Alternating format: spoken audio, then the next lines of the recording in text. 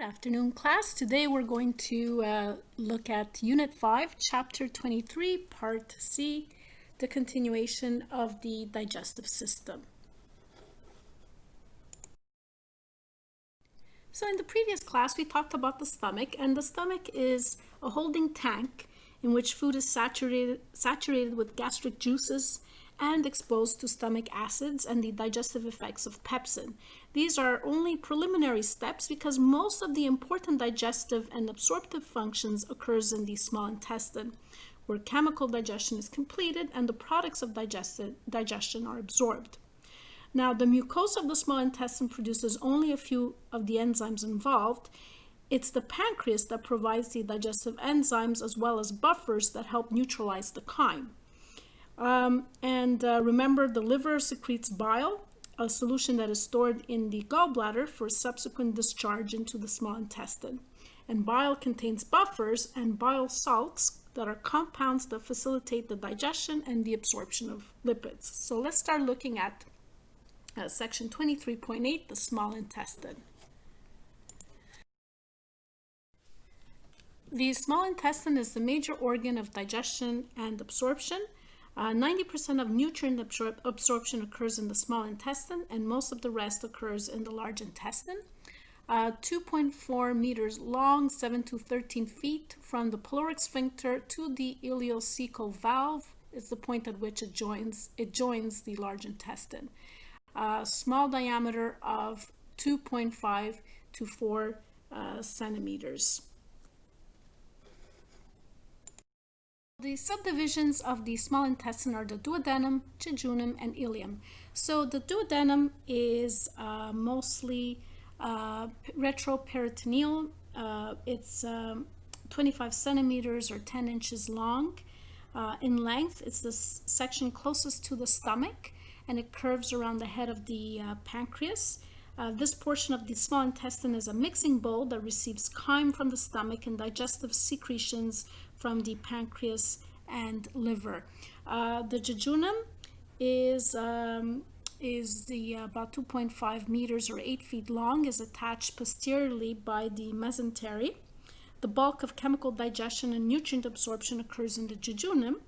And the ileum is the final segment of the small intestine. It's about 3.6 meters or 12 feet long, and it's attached posteriorly by the mesentery, and it joins the large intestine at the ileocecal valve, a sphincter that controls the flow of materials from the ileum into the cecum of the large intestine.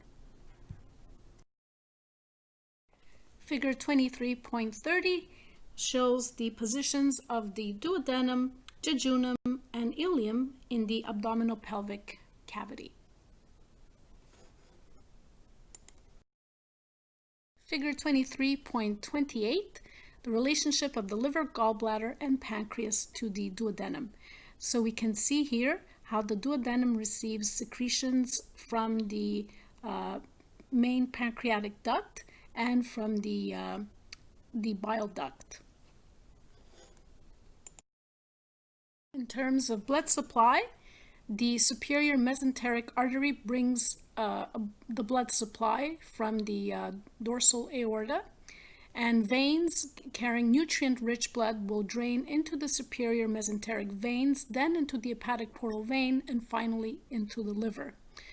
For a nerve supply, the parasympathetic innervation is via the vagus nerve, and sympathetic innervation is from the thoracic or splanchnic nerves.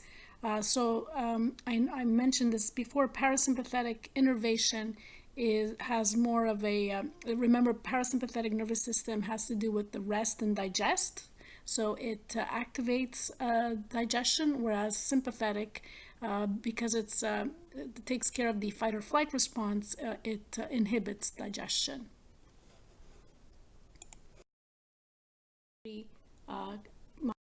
So the circular folds, these are permanent folds. They're about 1 centimeter deep that force chyme to slowly spiral through the lumen, allowing more time for nutrient absorption. The villi are these finger-like projections of mucosa about 1 millimeter high, with a core that contains a dense capillary bed and lymphatic capillary called a lacteal for absorption. So the lacteals transport materials that are unable to enter the blood capillaries. For example, absorbed fatty acids are assembled into protein lipid packages that are too large to diffuse into the bloodstream. And then we have the microvilli. These are cytoplasmic extensions of mucosal cell that give this fuzzy appearance called the brush border that contains membrane-bound enzymes or brush border enzymes that are used for the final carbohydrate and protein digestion. Figure 23.31a, structural modifications of the small intestine that increase its surface area for digestion and absorption. So locate the circular folds and then the villi. The next slide will show the microvilli. Figure 23.31b, we can see an enlargement of villus, and you can notice the brush border at the tip there in the apical surface of the cell, and it gives this brush border appearance. And again, that is to increase the surface area for digestion and absorption.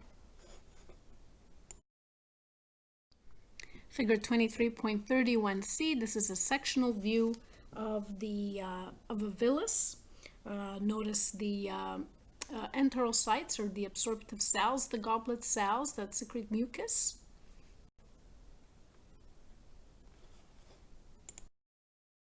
Figure 23.32 shows the microvilli of the small intestine. Notice the brush border, the microvilli forming the brush border. Notice they arise from this apical membrane, and we can see the mucus granules that are secreted from these from the brush border. Let's look at the histology of the small intestine wall. Modification of mucosa and submucosa of the small intestine reflects its function in digestion. The intestinal crypts that you may have noticed in the previous figure, these are tubular glands that are scattered between the villi. There are 5 main types of cells found in villi and the crypts. Let's start with the first one, the enterocytes. These make up the bulk of the epithelium. They're simple columnar absorptive cells bound by tight junctions and contain many microvilli. And their function, so the villi absorb nutrients and electrolytes, whereas the crypts produce intestinal juice, watery mixture of mucus that acts as carrier fluid for a chyme. Then we have the goblet cells. These will secrete mucus and are found in the epithelia of the villi and the crypts. Then there's the enteroendocrine cells, which are a source of enterogastromes, examples CCK and secretin, which we've already talked about. These are found scattered in the villi, but some are in the crypts. Paneth cells, these are found deep in the crypts, and they're specialized secretory cells that fortify the small intestine's defenses. In fact, they secrete antimicrobial agents called defenses and lysozyme that can destroy bacteria. And then there's stem cells that continuously divide to produce other cell types. In fact, the villus epithelium is renewed every 2 to 4 days. Mucosa-associated lymphoid tissue protects the intestine against microorganisms and includes individual lymphoid follicles, Peyer's patches. These are aggregated lymphoid nodules that are located in the lamina propria. They're found in great numbers in the distal portion of the small intestine, where bacterial numbers increase. And the lamina propria also contains large numbers of plasma cells that secrete IgA antibodies. The submucosa consists of areolar tissue, and in it we have duodenal glands of the duodenum that secrete huge amounts of this alkaline mucus to neutralize the acidic chyme that is arriving from the stomach. So the mucus protects the epithelium from the acidity of chyme and also contains buffers that help elevate the pH of the chyme. Clinical Homeostatic Imbalance 23.10. So chemotherapy targets rapidly dividing cells such as cancer cells. That's one of the characteristics of cancer cells. However, it does have a negative side effect in that it also targets the rapidly dividing GI tract epithelium. And that's the reason why many patients that undergo chemotherapy have symptoms of nausea, vomiting, and diarrhea. Roughly 1.8 liters of watery intestinal juice enters our intestinal lumen each day in response to distension or irritation of mucosa. The intestinal juice will moisten the chyme, assists in buffering acids, and liquefies both the digestive enzymes provided by the pancreas and products of digestion. Much of this fluid volume arrives by osmosis as water flows out of the mucosa and into the relatively concentrated chyme. So the major stimulus for production is hypertonic or acidic chyme, and it's slightly alkaline and isotonic with blood plasma, and it consists largely of water, but also contains mucus, and the mucus is secreted by the duodenal glands and goblet cells of the mucosa. The chyme from stomach contains partially digested carbohydrates and proteins and undigested fats. If you remember, carbohydrate digestion began in the mouth because of salivary amylase, and protein digestion began in the stomach because of pepsin. And it takes 3 to 6 hours in the small intestine to absorb all the nutrients and most of the water. Sources of enzymes for digestion, so substances such as bile, bicarbonate, digestive enzymes, not the brush border enzymes, are imported from the liver and the pancreas. So from the liver we have bile, and from the pancreas everything else. The brush border enzymes specifically, these are bound to the plasma membrane and perform the final digestion of chyme. Regulating chyme entry. So chyme entering the duodenum is usually hypertonic, so really concentrated. Therefore, the chyme delivery has to be slow to prevent osmotic loss of water from blood. The low pH of the chyme, so the acidity of it, has to be adjusted to make it more alkaline. Chyme has to be mixed with bile and pancreatic juice to continue digestion. The enterogastric reflex and enterogastrones control the movement of food into the duodenum to prevent it from being overwhelmed. So the slow movement of food into the duodenum.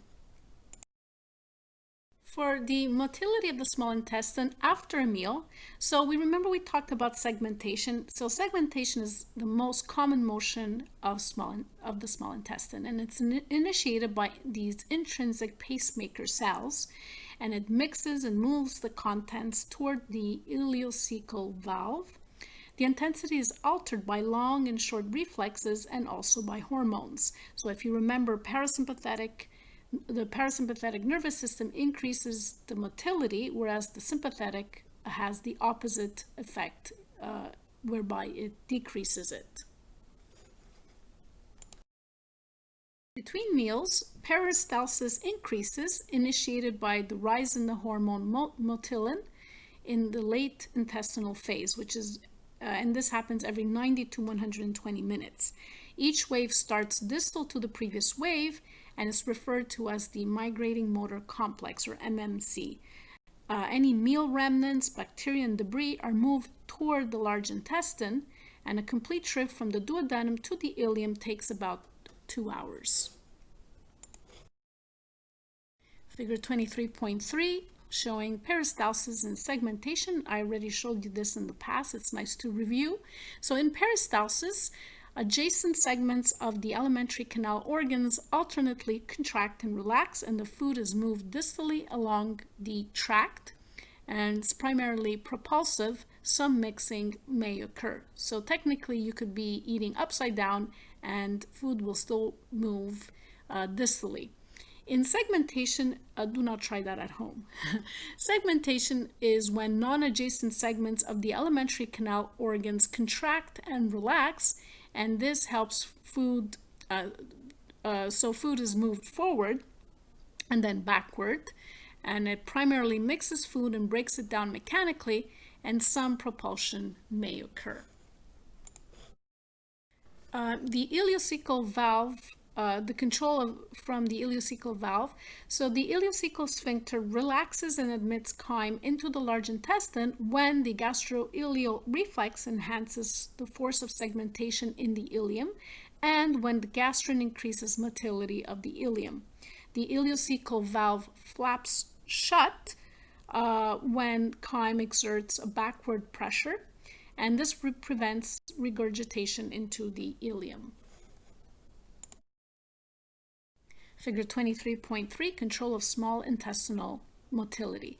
So the stimulus is gastric motility and emptying, and the effects on the small intestine is to increase the motility in the ileum and relaxation of the ileocecal valve, and the mechanism is the gastroileal reflex, which consists of the long neural reflex and gastrin release, and both cause the same effects.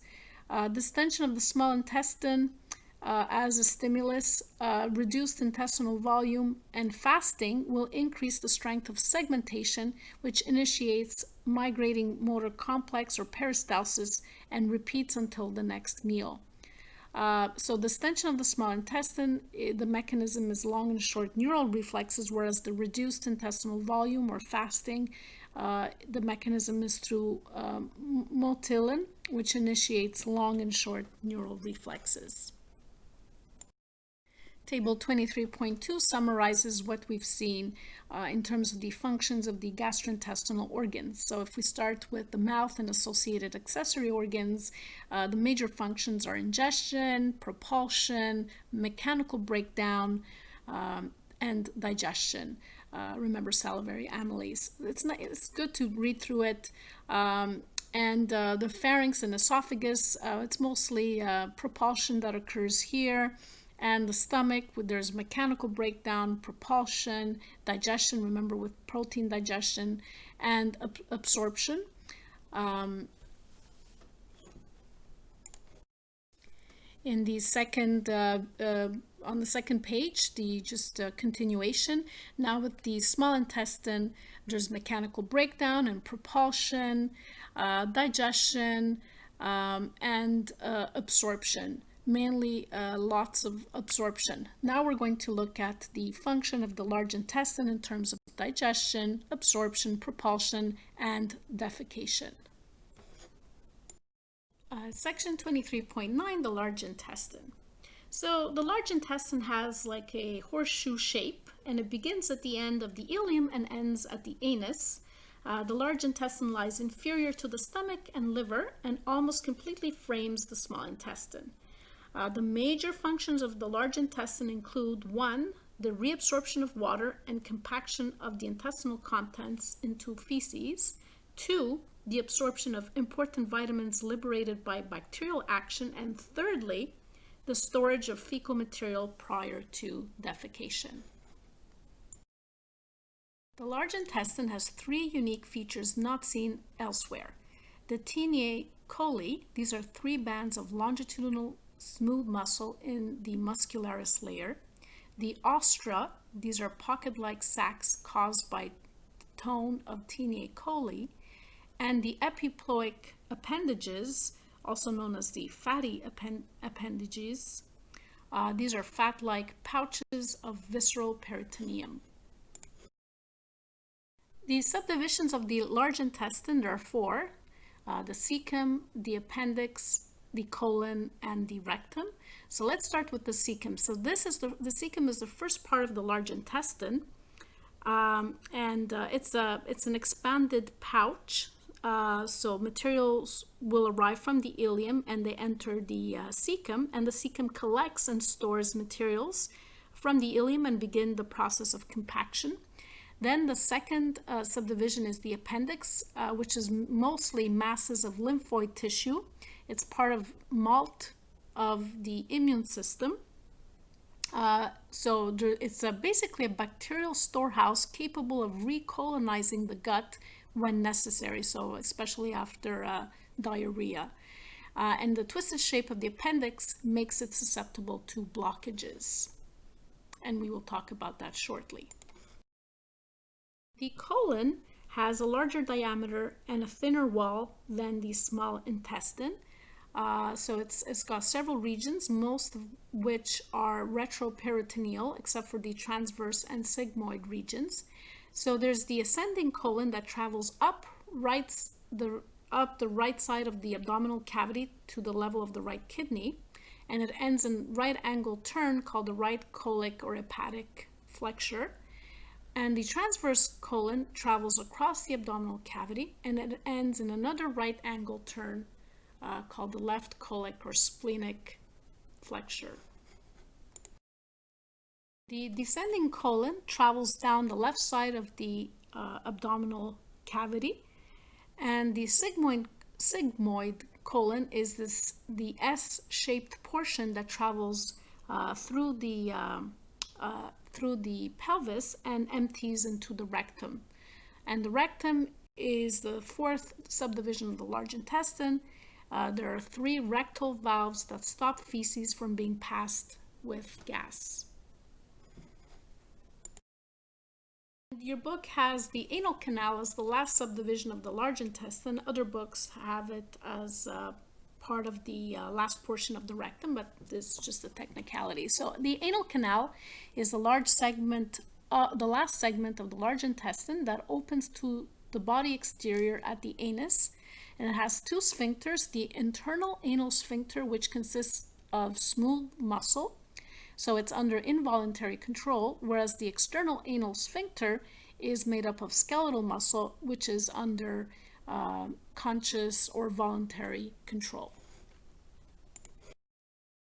23.33a, gross anatomy of the large intestine. So let's start with the ileocecal valve, and then it leads into the cecum. Notice the vermiform appendix. It's called vermiform because it's like the shape of a worm. Then follow it up anteriorly, the ascending colon, then the transverse colon, then we have the descending colon, and the sigmoid colon leads into the rectum, and the anal canal, which has the external, it's just showing the external anal sphincter. Also was mentioned before the right colic or hepatic flexure. This is, the junction between the ascending colon and the transverse colon, and the left colic or splenic flexure between the transverse colon and the descending colon. Figure 23.33b, again the anatomy of the large intestine. Notice the internal anal sphincter, which we said was under smooth muscle control, whereas the external anal sphincter, that is consists of skeletal muscle, so it's under voluntary control. Relationship of the large intestine to the peritoneum. So the cecum, the appendix, and rectum are all retroperitoneal. The colon is also retroperitoneal, except for its transverse and sigmoid parts. Intraperitoneal regions are anchored to the posterior abdominal wall by mesentery sheets called mesocolons.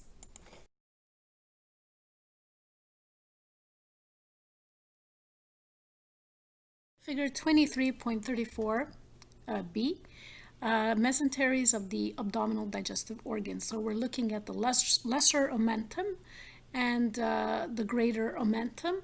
So omenta are the fused peritoneal folds that connect the stomach and the duodenum with other abdominal organs. There are 2 omenta, the greater omentum and the lesser omentum. The greater omentum attaches the stomach to the transverse colon. The lesser omentum attaches the stomach and the duodenum to the liver. Figure 23.34c, mesenteries of the abdominal digestive organs. Here we can see the transverse mesocolon and the sigmoid mesocolon. So the transverse mesocolon is that section of the mesocolon attached to the transverse colon that lies between the colic flexures. The sigmoid mesocolon is the region of the mesentery to which the sigmoid colon is attached at the gastrointestinal mesenteric margin. Under 23.34d, again, mesenteries of the abdominal digestive organs. Find the lesser omentum that, again, we said attaches the stomach to the liver, the transverse mesocolon, the greater omentum, and the visceral peritoneum that lines the viscera, and the parietal peritoneum that lines the abdominal cavity. Clinical homeostatic imbalance 23.11, appendicitis, we've mentioned it a couple of times, including our tests, is an acute inflammation of the appendix, usually results from a blockage by feces that traps infectious bacteria. It's most common in adolescence when entrance to the appendix is at the widest. The venous drainage can be impaired, leading to ischemia and necrosis, which is tissue death. A ruptured appendix can cause peritonitis, or inflammation of the peritoneum. Symptoms are pain in the umbilical region, moving to the lower right abdominal quadrant. There's loss of appetite, nausea, and vomiting. These are pretty common symptoms. Treatment is surgical removal, which is called an appendectomy, or in some cases, treatment with antibiotics. The microscopic anatomy of the large intestine. So the large intestine contains thicker mucosa made up of simple columnar epithelium. The exception is in the anal canal, where it becomes stratified squamous epithelium to withstand abrasion.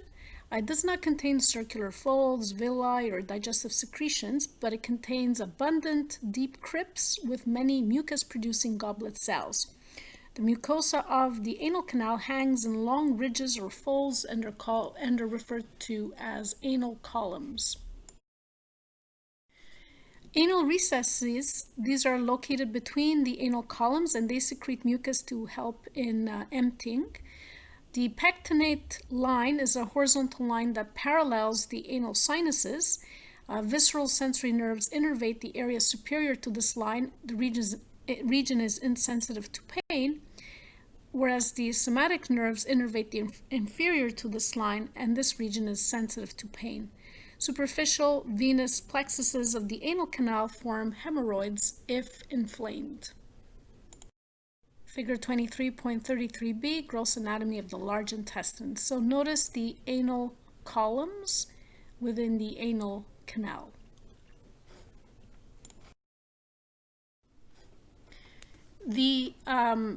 So next section is bacterial flora.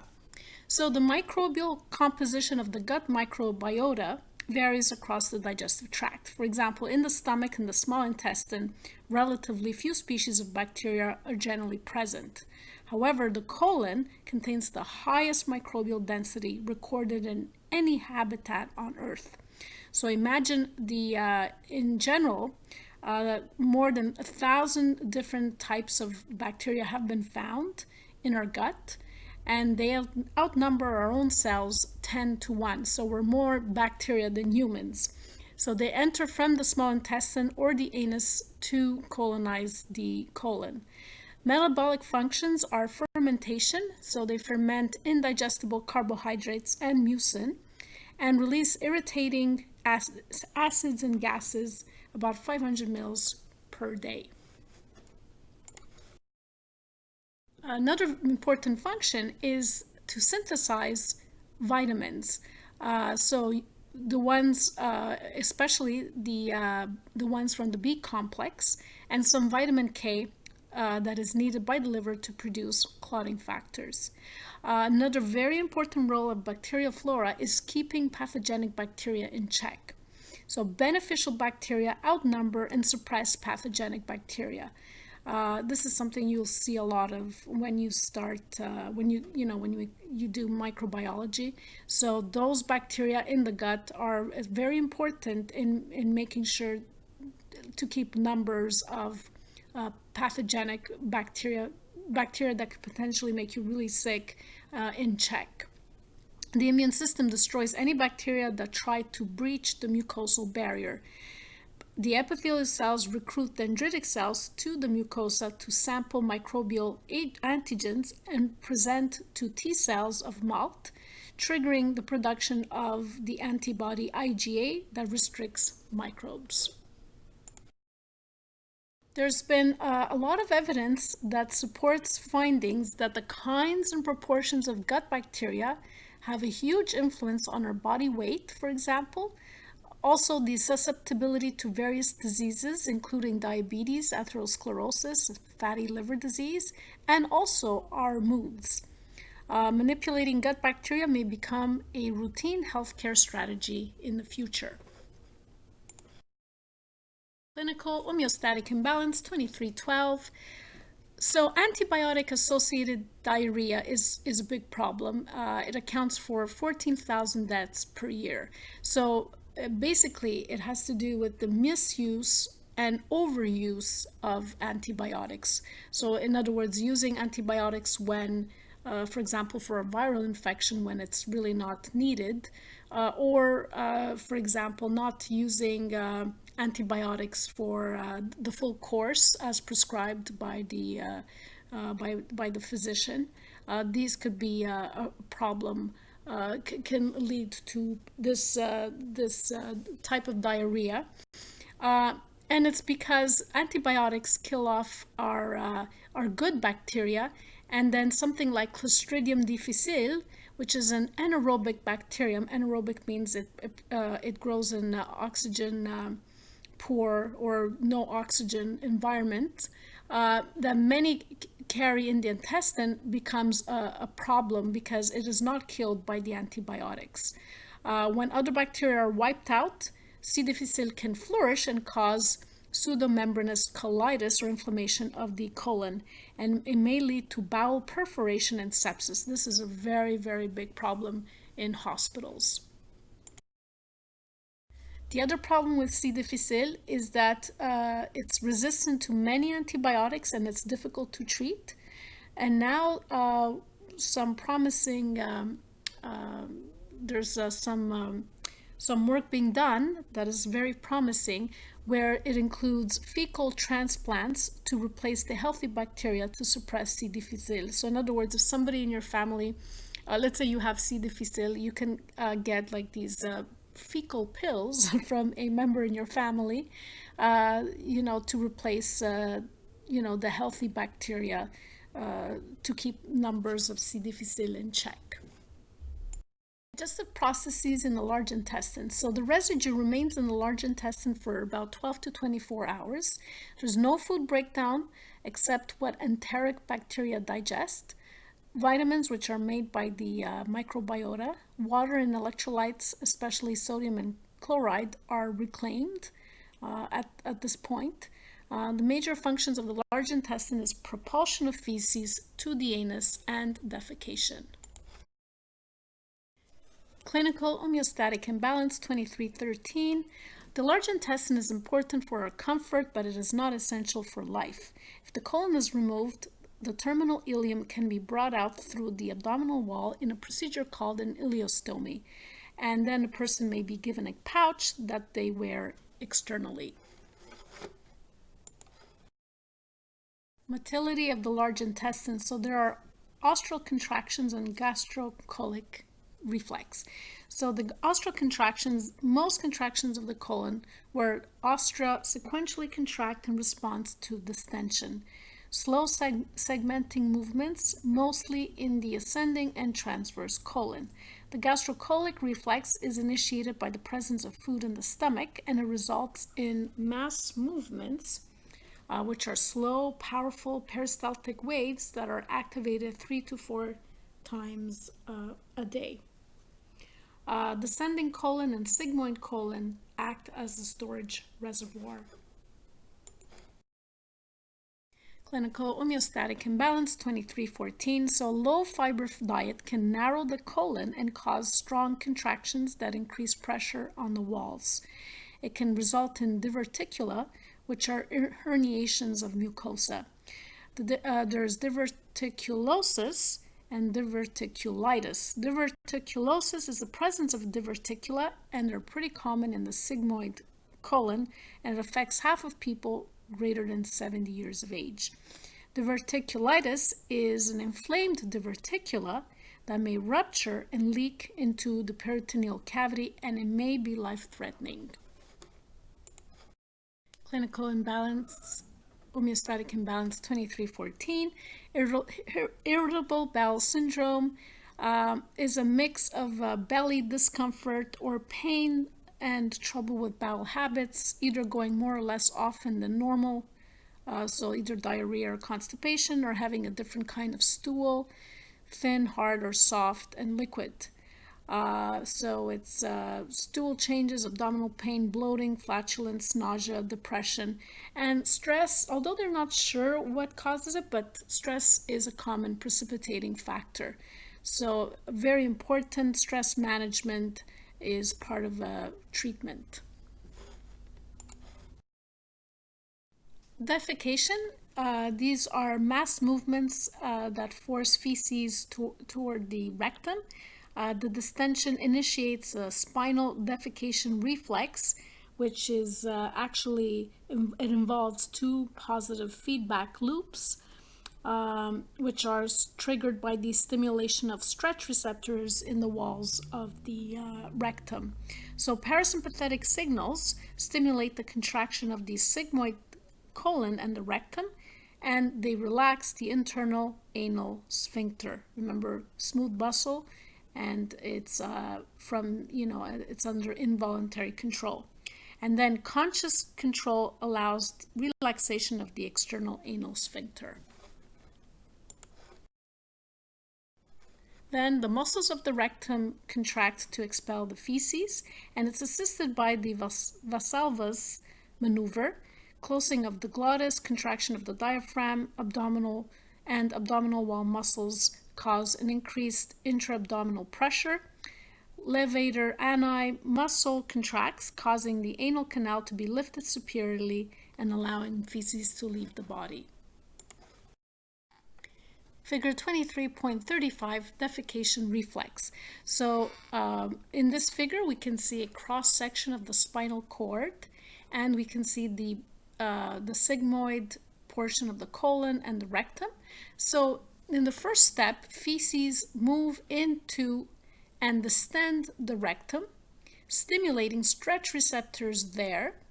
The receptors transmit signals along afferent fibers. So afferent means they're going to the spinal cord, and these will synapse with with these efferent fibers from the parasympathetic motor aspect of the nervous system that stimulate contraction of the rectum and sigmoid colon, and the relaxation of the internal anal sphincter. And then, if it is convenient to defecate, the voluntary motor neurons are inhibited, allowing the external anal sphincter to relax so feces may pass.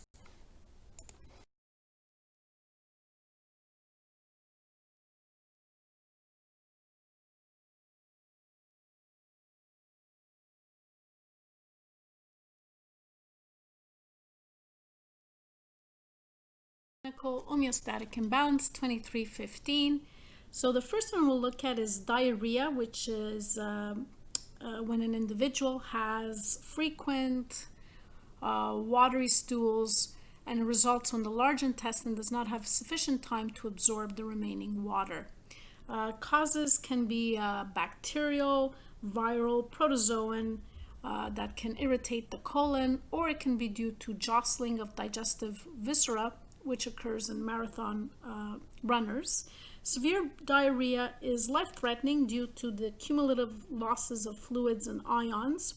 In particular, cholera is caused by a bacterium that binds to the intestinal lining and releases toxins that stimulate a massive secretion of fluids across the intestinal epithelium. So without treatment, a person with cholera can die of acute dehydration in a matter of hours. Clinical homeostatic imbalance 2315. Constipation. is an infrequent defecation, generally involving dry, hard feces, and it can occur when food remains in the colon for extended periods of time and too much water is absorbed. So it may result from insufficient fiber or fluid in the diet, improper bowel habits, lack of exercise, or the abuse of laxatives. Constipation can generally be treated by the oral administration of stool softeners such as colace, laxatives, or cathartics. 3. Physiology of digestion and absorption. Section 2310, Mechanisms of Digestion and Absorption. So food contains large organic molecules, many of them insoluble. The digestive system breaks down the physical structure of the ingested material and then proceeds to disassemble the component molecules into smaller fragments. So digestion breaks down ingested foods into their chemical building blocks, and only molecules that are small enough to be absorbed can cross the wall of the small intestine. Mechanism of digestion, enzymatic hydrolysis. Remember we talked about hydrolysis reactions where we use water in the reactants as opposed to in the products, like we saw with dehydration synthesis. So in hydrolysis, we're breaking those polymers into monomers. So digestion is a catabolic process that breaks macromolecules down into monomers that are small enough for absorption. Intrinsic and accessory gland enzymes are involved in digestion. Enzymes carry out hydrolysis, whereby water is added to break chemical bonds. For absorption, absorption is the process of moving substances from the lumen of the gut into the body. Remember, there are tight junctions that ensure molecules have to pass through the epithelial cell rather than between them. Materials enter the cell through the apical membrane on the lumen side and exit through the basolateral membrane on the blood side. There is a figure that I'll show you to show the movement. Lipid molecules can be absorbed passively through the membrane, but other polar molecules are absorbed by active transport. And most nutrients are absorbed before chyme reaches the ileum. So this figure shows mechanisms of absorption. Here we're looking at the villi of the small intestine, at the one of those epithelial cells with the brush border. Notice there's the apical membrane that is close to the lumen of the intestine, and the basolateral membrane that is close to blood. Next, section 23.11, the processing of nutrients. So let's start with the digestion of carbohydrates. Only monosaccharides can be absorbed. Those are the monomers of the carbohydrates. Starch and disaccharides are broken down to oligosaccharides and then to disaccharides. And carbohydrate digestion begins in the mouth with the action of salivary amylase produced by the salivary glands. And then it's further broken down into lactose, maltose, and sucrose. These are disaccharides. And then the final breakdown into monosaccharides such as glucose, fructose, and galactose. Figure 23.36, flowchart of digestion and absorption of foodstuffs. Okay, so here we're looking at carbohydrate digestion. So we start off with starch and disaccharides. These are in the mouth, and you have salivary amylase that is going to break them down into smaller components. And then once they reach the duodenum, pancreatic amylase is going to further break them down into oligosaccharides and disaccharides such as lactose, maltose, and sucrose. And then the brush border enzymes in the small intestine will break them down into galactose, glucose, and fructose. Yes, I think I've mentioned. So path of absorption, glucose and galactose are absorbed via co-transport with sodium, which we've already talked about when we talked about transport mechanisms. Fructose passes with via facilitated diffusion, and all monosaccharides leave the epithelial cells via facilitated diffusion. They enter the capillary blood in the villi and are transported to the liver via the hepatic portal vein.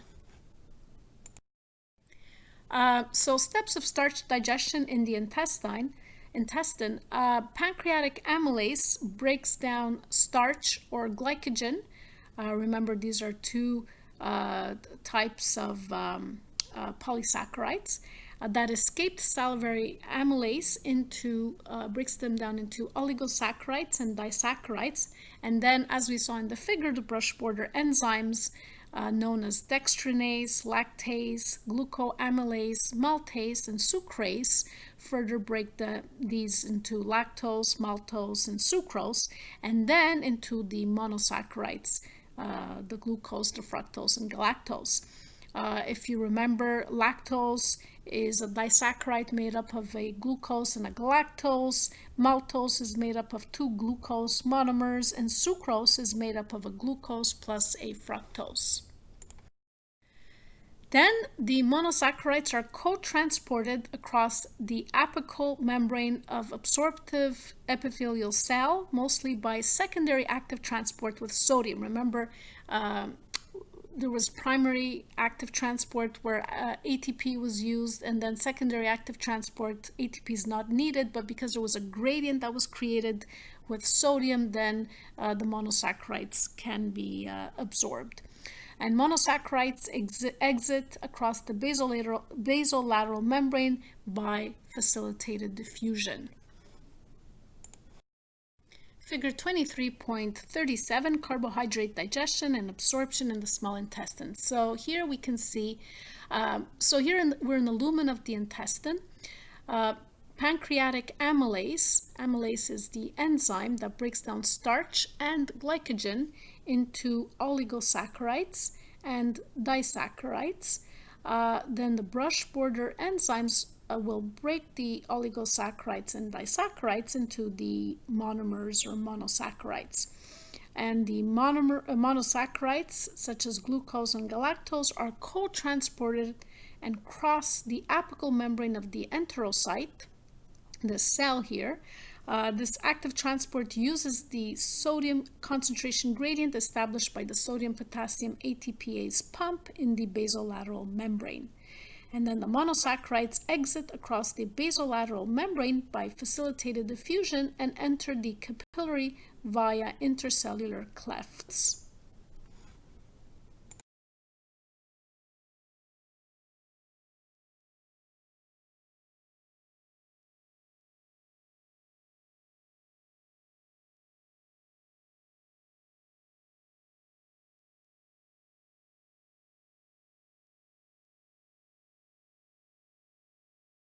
Clinical Homeostatic Imbalance 2316. So now we're going to talk about lactose intolerance.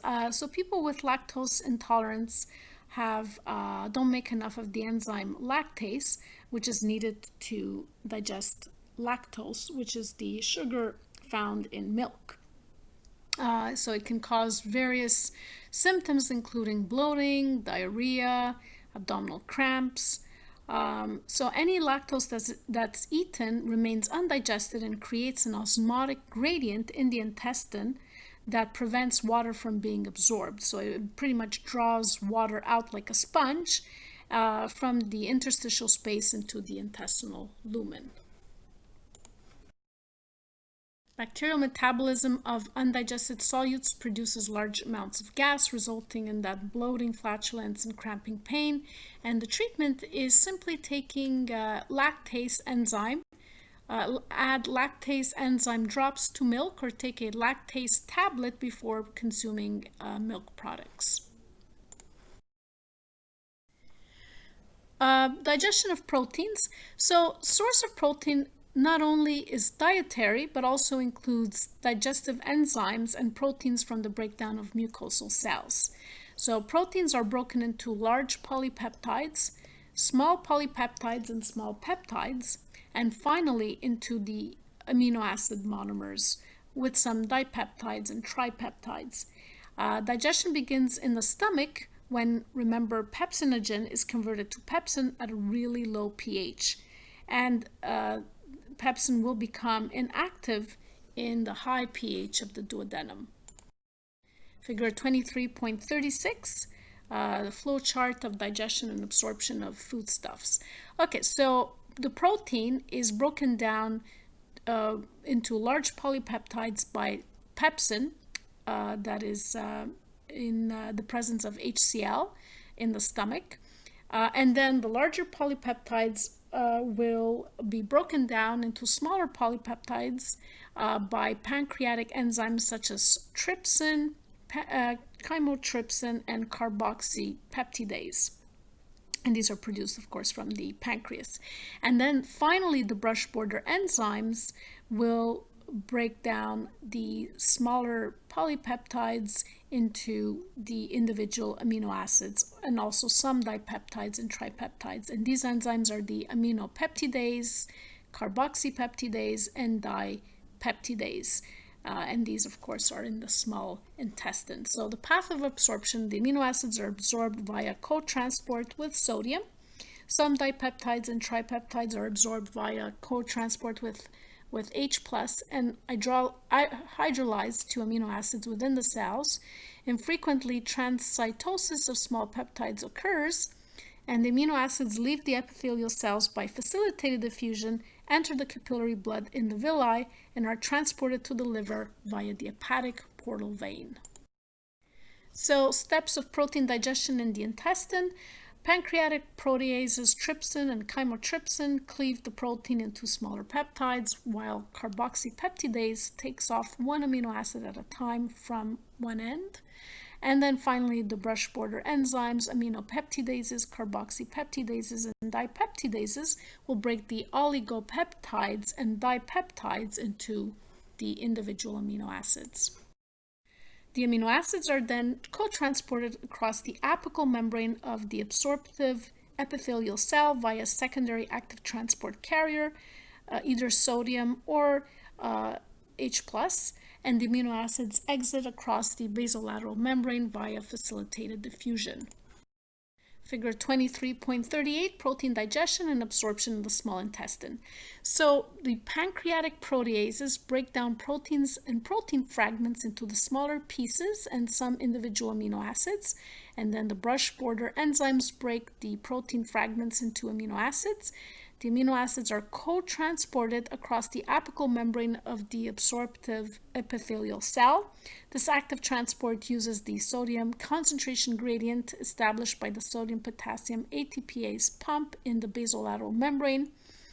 And then the amino acids will exit across the basolateral membrane via facilitated diffusion and enter the capillary via the intercellular clefts.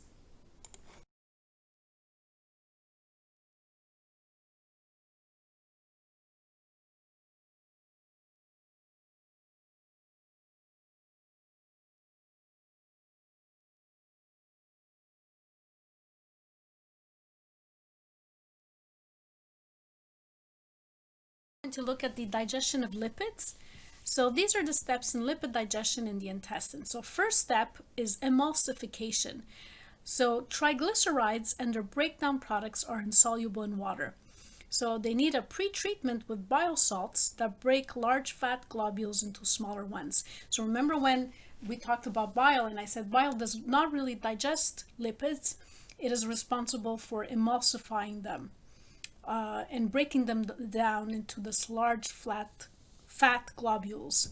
And then there's the process of digestion where you have the pancreatic lipases, which are enzymes that break down the triglycerides into monoglyceride plus 2,3 fatty acids. And micelle formation is the products from digestion become coated with bile salts and lecithin, and diffusion the lipid products leave the micelles and cross the epithelial membrane via diffusion, because remember, they're capable of utilizing simple diffusion to cross the membrane without the help of facilitated diffusion. The chloromicron formation. Lipid products are converted back into triglycerides and packaged with lecithin and lipoproteins, forming chylomicron. Chylomicron transport. So the chylomicrons are exocytosed from the basolateral side and enter the lymphatic lacteals. Eventually, they're emptied into the venous blood at the thoracic duct. Once in the blood, the chylomicrons are broken into free fatty acids and glycerol by lipoprotein lipase, so they can be used by the cells. Short-chain fatty acids can diffuse directly into blood. Figure 23.36, again, flow chart of digestion and absorption of foodstuffs. Okay, so now unemulsified triglycerides. So there's lingual lipase in the mouth, which really has minor importance. Gastric lipase in the stomach also plays a minor role in fat digestion. And emulsification by the detergent action of bile salts ducted in from the liver into the duodenum. And also pancreatic lipases from the pancreas into the duodenum will break down these triglycerides into monoglycerides and fatty acids. So the path of absorption, fatty acids and monoglycerides enter the intestinal cells via diffusion, simple diffusion. Fatty acids and monoglycerides are recombined to form triglycerides and then combined with other lipids and proteins within the cells. The resulting chylomicrons are extruded by exocytosis.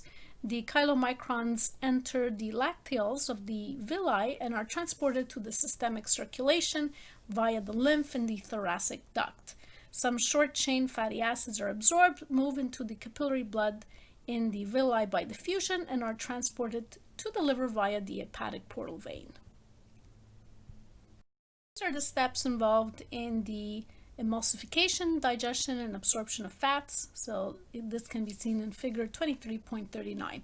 So first step, emulsification. So the bile salts in the duodenum break large fat globules into smaller fat droplets, increasing the surface area available for the lipase enzymes. Digestion is when the pancreatic lipases hydrolyze the triglycerides and to get the monoglycerides and the free fatty acids. Then there's formation of a micelle. A micelle consists of fatty acids, monoglycerides, and bile salts. These ferry their contents to the epithelial cells for transport because they're lipid. Remember, fats are lipid soluble, or they're hydrophobic. Then diffusion. Fatty acids and monoglycerides diffuse from micelles into the epithelial cells.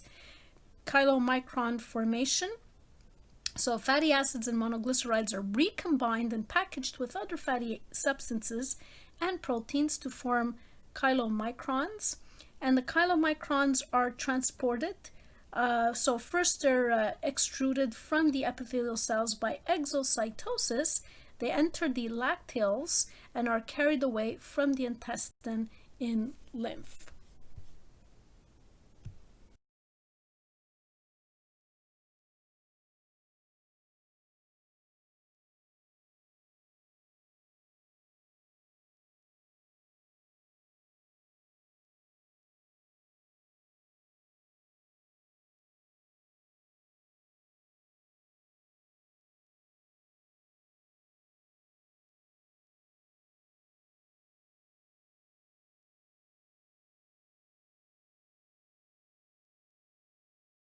So we talked about digestion of carbohydrates, proteins, lipids, and now digestion of nucleic acids.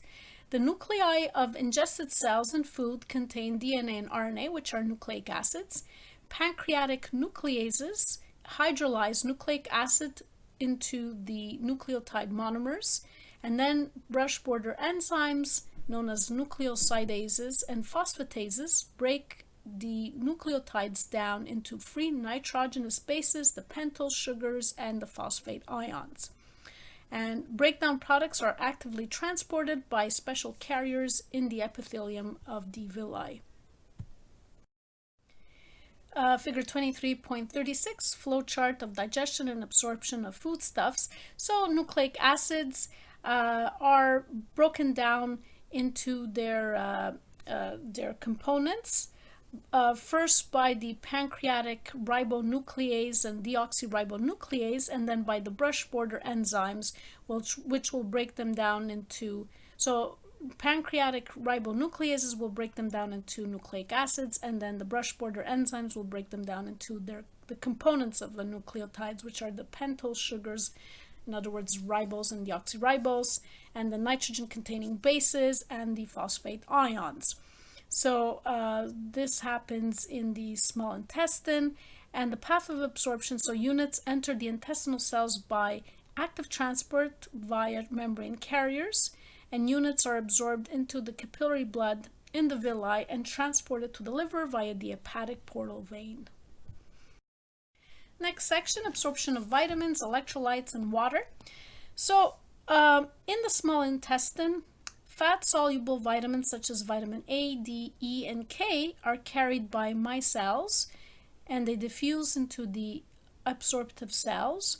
Water-soluble vitamins like vitamin C and vitamin B are absorbed by diffusion or by passive or active transporters, whereas vitamin B12, which is a large charged molecule, binds with intrinsic factor produced by the stomach and is absorbed by endocytosis. In the large intestine, vitamin K and vitamin B from bacterial metabolism are absorbed. Regarding electrolytes, most ions are transported actively along the length of the small intestine. Iron and calcium are absorbed in the duodenum. Sodium absorption is coupled with active absorption of glucose and amino acids. Remember, primary and secondary active transport. Cl- is transported actively.